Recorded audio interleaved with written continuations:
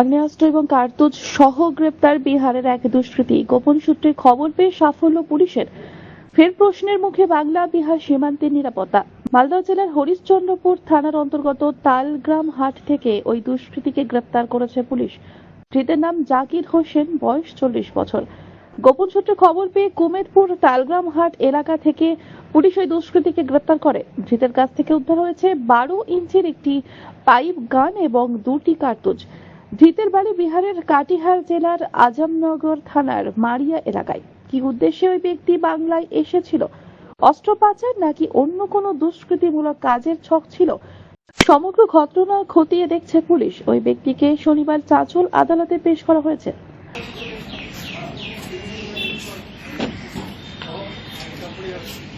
আর কে আছে এর সঙ্গে রে?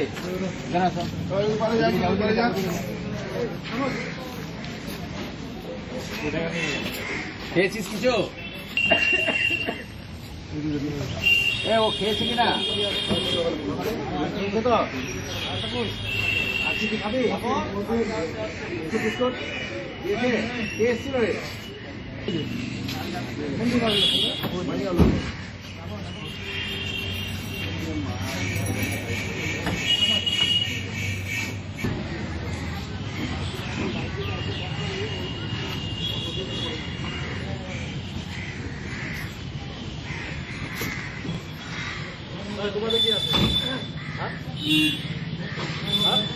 মালদহ থেকে দেবাশিস পালের রিপোর্ট, আনন্দ বার্তা।